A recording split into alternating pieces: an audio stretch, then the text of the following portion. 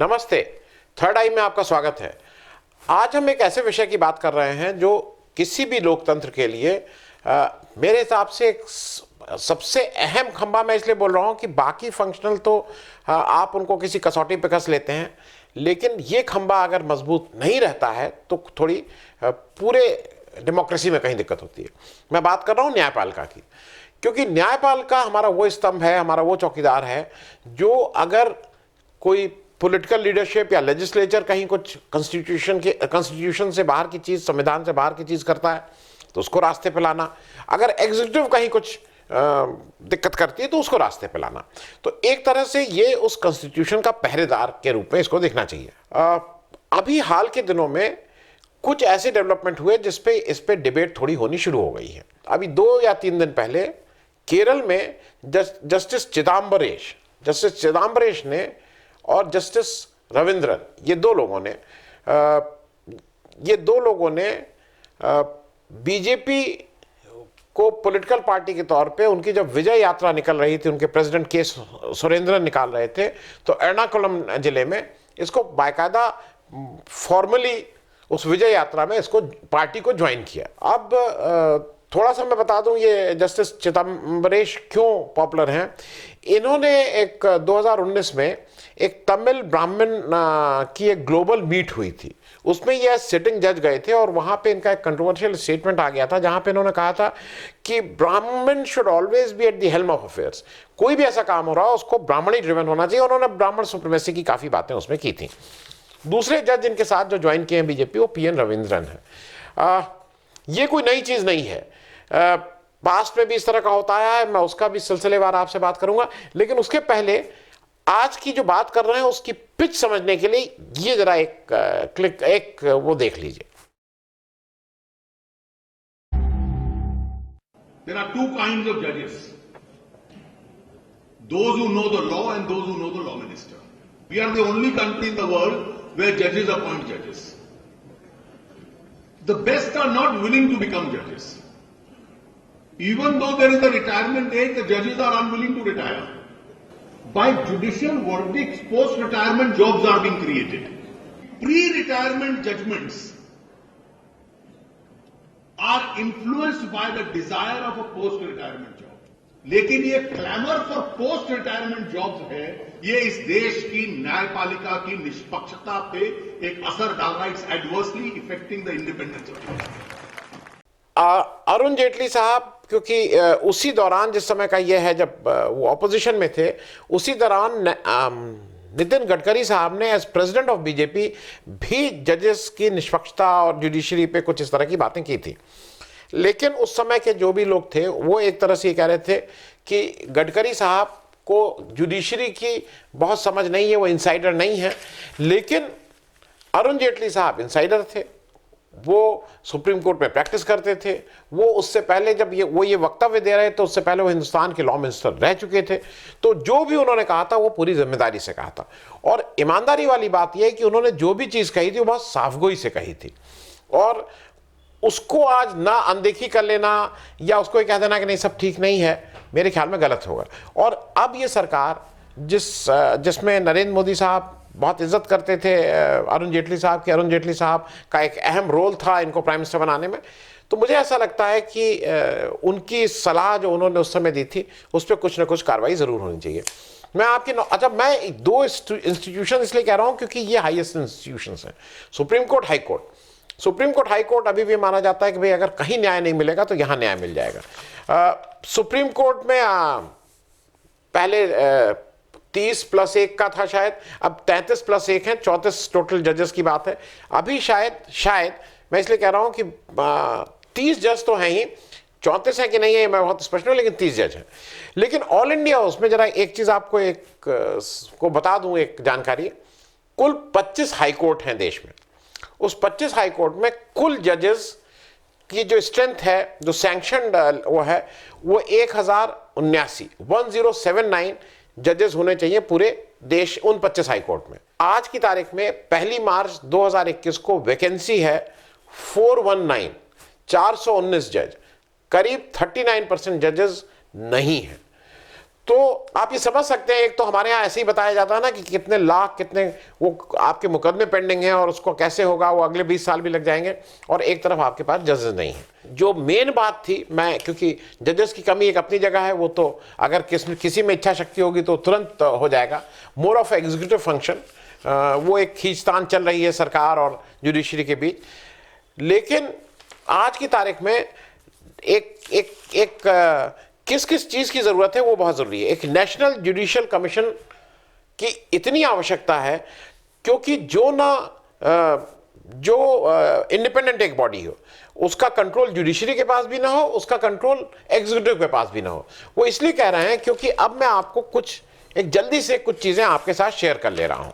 पहली चीज, जो उन्होंने कहा था कूलिंग ऑफ पीरियड ना, अगर आप जेटली जी ने, देखिए सरकार में जो ग्रेड ए के ऑफिसर्स होते हैं उनको रिस्ट्रिक्शन होता है किसी भी प्राइवेट जॉब में ज्वाइन करने का 2 साल तक। अदरवाइज अगर 2 साल से पहले करना है तो उनको सरकार की परमिशन लेनी होती है। और बेसिक आइडिया इसके पीछे यह है कि 2 साल तक क्यों नहीं, क्योंकि वो कोई किसी को फेवरेबल ऑर्डर या कोई इस तरह के ऑर्डर किया तो उसको क्वेश्चन मार्क ना लगने लगे। अभी आप अगर देख रहे हैं आईसीआईसीआई बैंक की जो अध्यक्षा थी, उनका एसबीआई की पूर्व चेयरमैन थी, वो रिलायंस ज्वाइन कर ली है, उसमें कहीं कहीं लोग कुछ बात करने लगे, इस वजह से ही कहा गया था। लेकिन जो जजेस हैं उनके ऊपर एक रिस्ट्रिक्शन तो है, सुप्रीम कोर्ट के जज का प्रैक्टिस करने पर रिस्ट्रिक्शन है, हाई कोर्ट के जजेस का कहीं कहीं है कि कहाँ कुछ देयर आर सर्टेन रिस्ट्रिक्शंस कि कहाँ प्रैक्टिस कर सकते हैं, कहाँ नहीं कर सकते हैं। लेकिन उनके ऊपर कोई रिस्ट्रिक्शन नहीं है for a future employment, anywhere they can join a private company, they can join मतलब अगर कहीं और उनका अपॉइंटमेंट हो जाता है तो उनके ऊपर कोई रिस्ट्रिक्शन पॉलिटिकल पार्टी ज्वाइन करने का भी नहीं है। कूलिंग ऑफ पीरियड जजेस साहब ने इसको अपने से अलग रखा है, मतलब जजेस साहब को कोई कूलिंग ऑफ पीरियड नहीं चाहिए। तो अगर वहां पे ग्रेड ए के ऑफिसर हैं और उनके लिए ये कहा जाता है कि उनके जो भी निर्णय होंगे वो बायस ना हो जाएं, उसमें कहीं ऐसा ना हो जाए कि भाई जहां उनका एम्प्लॉयमेंट अब होने वाला है, एक देश की एक बड़ी कंपनी है जो बहुत बड़ी हो गई है, उसके बारे में हरदम आरोप लगता है कि जो भी सेंट्रल गवर्नमेंट के खास करके पीएसयूज के जो हेड होते हैं वो वहां से निकल के उनको ही ज्वाइन कर लेते हैं। ये आक्षेप बहुत पुराना और जो सच भी है। लेकिन जजेस के पास इस तरह का कोई रिस्ट्रिक्शन नहीं है। इस पे बात ये आती है कि इनका एक कूलिंग ऑफ पीरियड हो जाना चाहिए। लेकिन जब जैसे अभी मैंने दो जस्टिस लोगों की बात की जो केरल के थे जिन्होंने बीजेपी ज्वाइन की, लेकिन ये एक्सेप्शंस नहीं है।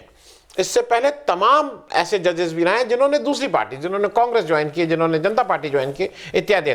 जल्दी से मैं एक आपके साथ शेयर कर लूं। सबसे पहले चीफ जस्टिस रंगनाथ मिश्रा थे, जो दीपक मिश्रा साहब एक चीफ जस्टिस हुए थे, उनके चाचा थे। ये जब रिटायर हुए उसके कुछ दिनों बाद इन्होंने फिर कांग्रेस पार्टी ज्वाइन की थी, फिर ये राज्यसभा का इलेक्शन लड़े थे और फिर राज्यसभा के मेंबर भी रहे थे। दूसरे हमारे जस्टिस केएस हेगड़े साहब थे। केएस हेगड़े साहब यही जस्टिस संतोष हेगड़े के फादर थे, मैं अगर गलत नहीं, फादर या चाचा थे। And he resigned as Supreme Court जज, fought election from Bangalore, one, और इन्होंने उस समय जनता पार्टी ज्वाइन की थी और फिर ये लोकसभा के स्पीकर बने थे उस जनता सरकार में। फिर जस्टिस बहरुल इस्लाम थे जो कांग्रेस ज्वाइन किए, और एक आपकी याद में एक हाल के दिनों में एक जस्टिस विजय बहुगुणा थे, याद आ गया ना, हेमवती नंदन बहुगुणा जी के लड़के, रीता बहुगुणा के भाई, रिजाइन किए और उसके बाद आके उत्तराखंड के चीफ मिनिस्टर रहते हुए उन्होंने क्या क्या किया, वो मतलब वो उत्तराखंड के लोगों से पूछ लीजिए कि उनका टेन्योर कैसा था, नॉट अबव बोर्ड, और वो कांग्रेस पार्टी उन्होंने ज्वाइन कर ली थी। कुछ साल पहले अभय तिप्सी बोलते हैं या थिप्सी बोलते हैं, जैसे भी हो, अभय तिप्सी जो थे महाराष्ट्र के, उन बहुत आईब्रोज उठी थी क्योंकि उन्होंने कांग्रेस पार्टी ज्वाइन कर ली थी। और मूल रूप से वो आक्षेप इसलिए लगा था और ये माना गया था कि वो बायस्ड डिसीजंस थे। 2-3 चीजें थी। एक बेस्ट बेकरी केस था, अगर आपको याद हो, जो गुजरात दंगों का 2002 दंगों का था, जिसके वो ट्रायल जज बने थे जब उसका रीट्रायल हुआ था सुप्रीम कोर्ट के ऑर्डर से, और वो रीट्रायल गुजरात से बाहर हुआ था महाराष्ट्र में, उसके वो ट्रायल जज थे। और उसमें उन्होंने भाजपा के जो बहुत से नेता थे उनको सजा भी दी थी। मतलब उस केस के सजा मतलब दी थी अलग से नहीं, क्योंकि उस केस में उन लोग भाजपा के नेताओं का नाम था और उसमें उन्होंने ट्रायल करके उनको सजा हुई थी। फिर वो कुछ दिनों के लिए सोहराबुद्दीन एनकाउंटर केस के भी वो जज रहे थे। उनका एक कंट्रोवर्शियल जो बहुत वो था, वो सलमान खान का, अगर आपको याद हो, एक हिट एंड रन केस था जिसमें लोअर कोर्ट ने उनको सजा दी थी और सेम डे हाथों हाथ उन्होंने हाई कोर्ट से इनको जमानत दे दी थी सलमान खान को। अब मुख्य बात यह है कि जब वो रिटायर हुए तो उन्होंने रिटायर होते ही उन्होंने तुरंत पहले एक दो स्टेटमेंट दे दिए थे कि सोहराबुद्दीन एनकाउंटर केस में जिस तरह से सबका अक्विटल हुआ है वो डाउटफुल है, ये उन्होंने कर दिया था। तो अब उन्होंने एक तरह से अपनी ही बिरादरी को, अपनी ही जुडिशरी को कटघरे में खड़ा कर दिया था। और उन्होंने जब कांग्रेस ज्वाइन की थी तो उन्होंने कहा था कि मैं कांग्रेस इसलिए ज्वाइन कर रहा हूं क्योंकि देश में कम्युनलिज्म बढ़ रहा है और ये जो एक प्रखर राष्ट्रवाद है मैं उससे लड़ना चाहता हूं, मैं उसका विरोध करना चाहता हूं, इसलिए मैं कर रहा हूं। तो अब प्रखर राष्ट्रवाद और कम्युनलिज्म क्या कर रहा है क्या नहीं कर रहा है ये तो आप सबको पता ही है। मैं ये बात इसलिए कर रहा हूं कि जज साहब लोगों की मोटी सैलरी होती है। हाई कोर्ट के जज 62 साल तक, सुप्रीम कोर्ट के जज 65 साल तक नौकरी करते हैं। पोस्ट रिटायरमेंट ये सारे जज साहब लोग एक चीज ये कहते हैं कि मतलब ये कहते हैं वंस अ जज ऑलवेज अ जज, और इसीलिए जीवन पर्यंत मृत्यु तक ये अपने आगे जज लगाए रहते हैं। ये रिटायर्ड जज नहीं लगाते हैं, ये जज लगाए रहते हैं, हाई कोर्ट और सुप्रीम कोर्ट के ज्यादातर जज। क्योंकि देखिए कुछ चीजें ऐसी हैं जो लॉ हैं और कुछ चीजें एथिक्स हैं। जब जजमेंट की बात आती है तो उसमें मेरे ख्याल में एथिक्स का एक कोटेंट, एथिक्स का बहुत ज्यादा समावेश होता है। अब पॉलिटिकल नेताओं से लोग एथिक्स की बात नहीं करते हैं। हाल के दिनों में जब ये कंट्रोवर्सी एथिक्स वाली उठी, वो रंजन गोगोई साहब के केस में, जब वो सीजीआई थे, उन्होंने अयोध्या का एक निर्णय दिया और उसके बाद कंट्रोवर्सी ज्यादा इसलिए उठी थी, उसके बाद वो राज्यसभा के लिए नामांकित हुए थे। और नामांकित हुए थे उनका सोशल वर्कर वाली सीट के लिए, क्योंकि वो जो नामांकन होता है वो सोशल वर्क या इसके लिए होता है, किसी जुडिशियल ऑफिसर का नहीं होता है। तो सोशल वर्क कौन सा कर रहे थे, मतलब वो तो नौकरी कर रहे थे। मेन लोगों को जो ऑब्जेक्शन था वो ये था कि उनके नामांकन से कुछ दिन पहले आरएसएस की अखिल भारतीय कार्यकारी बैठक में उनको उनके अयोध्या केस के में निर्णय देने के लिए उसको कहा गया था, उस निर्णय को उस बैठक में कहा गया कि it was highly balanced and historic, और उस जजमेंट की प्रशंसा की गई थी। अब आरएसएस की बैठक में प्रशंसा होती है, उसको हाईली बैलेंस कहा जाता है, उसके कुछ दिनों बाद ही उनको राज्यसभा का सदस्य बना दिया जाता है। तो इसलिए लोगों को थोड़ा सा उसमें वो हुआ था, क्योंकि ये इसलिए आवश्यक है, जितनी जल्दी इस बीमारी से निजात पाएंगे उतना सबके हित में है। मान लीजिए बाकी चीजें, इंस्टीट्यूशंस तो जो भी कर रखा है, अब हो क्या रहा है कि ये जज साहब लोग, जैसा अरुण जेटली साहब कह रहे थे कि जज साहब लोग अपने लिए बहुत सी चीजें क्रिएट करते हैं। आपको सुन के ताज्जुब होगा, 65 साल के हो जाने के बाद भी, अब आपको मैं कुछ ट्रिब्यूनल्स बताऊंगा जहां पे जज साहब लोग जाते हैं, चाहे वो 62 साल हाईकोर्ट वाले हो, चाहे arm forces tribunal, central administrative tribunal CAT जिसको बोलते हैं, custom and excise service tax tribunal, income tax tribunal, national company law board tribunal, national green tribunal, telecom dispute tribunal, और इसके अलावा Krishna water dispute tribunal, Godavari water tribunal, अब नया जुड़ गया है रेरा ट्रिब्यूनल, इलेक्ट्रिसिटी वाला जो एक वो ट्रिब्यूनल, कंज्यूमर कोर्ट है ही, सीआईसी में चाहते हैं वो है ही, लोकपाल है ही, ह्यूमन राइट्स कमीशन है ही। ये इतनी जगह पार्किंग एरिया है, मतलब इतनी जगह रिटायर्ड जजेस अपने को पार्क करने के लिए ये सब बना के रखे हुए हैं। ये कहीं ना कहीं इंडिपेंडेंट जुडिशरी को जरूर वो करती है। अब आज की तारीख में कोई कुछ कहे कितना अच्छा ब्रेन है, इतना अच्छा वो है, इसको यूज करना चाहिए, तो पढ़ाइए ना जाके। जो आज 400 450 वैकेंसी हैं, आप ये सारे जज लोग, इनको पेंशन बहुत मोटी मिलती है, जज रिमेन्स अ जज, इनका प्रोटोकॉल वैसा ही रहता है। ये जब जज रिटायरमेंट हो जाते हैं उसके बाद भी ये किसी और स्टेट में जाते हैं तो इनको प्रोटोकॉल मिलता है, इनको सारी सुविधाएं मिलती हैं जो एज जज को मिलती हैं।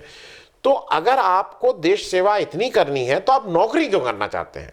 आप कहिए कि भाई मैं इसके बाद जो भी आपके आसपास यूनिवर्सिटी हो वहां पे मैं लॉ क्लासेस लूंगा, मैं लॉ पढ़ाऊंगा, बच्चों को ट्रेन करूंगा। वो नहीं करना चाहते हैं कहीं ना कहीं। अच्छा, वो करना क्यों चाहते हैं?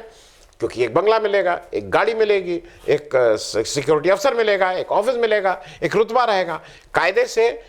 अच्छा, इसकी एक बेसिक चीज और समझ लीजिए। मुझे इसलिए अफसोस होता है कि सारे जज लोग जब हाई कोर्ट और सुप्रीम कोर्ट में बैठते हैं तो जनरली यह है कि ये अबव अपने को मतलब मानते हैं कि we are the custodian of the constitution, तो थोड़ा ऊपर ही मानते हैं बाकी लोगों से। उसके बाद ये लोग ट्रिब्यूनल में भागे भागे मेंबर बन जाते हैं, और उस ट्रिब्यूनल का देखिए ये भी एक अजीब सी चीज है, ट्रिब्यूनल की अपील हाईकोर्ट और सुप्रीम कोर्ट में होती है। मतलब एक बड़ी जगह में रहे, उससे नीचे वाली पोजीशन जाके एक्सेप्ट कर लेते हैं। तो ये जज लोगों का साहब लोगों का भी मतलब ये अजीब सी स्थिति है। इतनी वो मिलने के बाद भी एक बंगले के लिए, गाड़ी के लिए ये क्यों इस रेस में पड़े रहते हैं? कूलिंग ऑफ पीरियड होना चाहिए। कूलिंग ऑफ पीरियड भी डिबेट हुई है, उसमें कहा जाता है कि जजेस का कूलिंग ऑफ पीरियड कम से कम 6 साल होना चाहिए। उस 6 साल के पीछे एक लॉजिक है। 6 साल के पीछे लॉजिक ये है कि जो भी सरकार है वो 5 साल के लिए सरकार आती है, तो कम से कम 5 साल ये सरकार और अगली सरकार 1 साल, तो कोई आक्षेप नहीं लगेगा। ये नहीं माना जाएगा कि आपने कोई ऐसा निर्णय किया जिससे आपको आगे कुछ, गोगोई साहब के ऊपर लग रहा है कि नहीं आक्षेप, टिप्से साहब के ऊपर लग रहा है कि नहीं आक्षेप, तो ये सब आक्षेप तो लगेंगे। तो इसलिए आवश्यक है मेरे हिसाब से, आज मतलब एक स्ट्रांग बीजेपी की सरकार है। आपके एक स्ट्रांग लीडर अरुण जेटली इसके लिए बहुत वकालत किए थे कि जुडिशरी में क्या क्या रिफॉर्म्स होने चाहिए। अब ज़रूरत है कि एक थोड़ी पॉलिटिकल विल दिखाते हुए, जो आपने कश्मीर के मामले में, जो आपने बाकी कई जगह दिखाई थी, वो पॉलिटिकल विल दिखाते हुए आप हिंदुस्तान की जुडिशरी को रिफॉर्म करने का काम ज़रूर किया जाए। धन्यवाद। अगर आपको दी पब्लिक के कार्यक्रम पसंद आते हैं तो इन्हें लाइक करें। अगर आप इस वीडियो को YouTube पर देख रहे हैं तो चैनल को सब्सक्राइब करें, और अगर आप इसे Facebook पर देख रहे हैं तो दी पब्लिक के पेज को लाइक करें। अगर आप चाहते हैं कि हम निष्पक्ष पत्रकारिता को जारी रखते हुए आपसे जुड़े मुद्दों पर सवाल उठाते रहें तो हमें सहयोग करें। आपका छोटा से छोटा सहयोग भी इस मुहिम को जारी रखने में हमें ताकत देगा। डोनेट करने के लिए डिटेल्स जो हैं वो डिस्क्रिप्शन बॉक्स में दी गई हैं। धन्यवाद।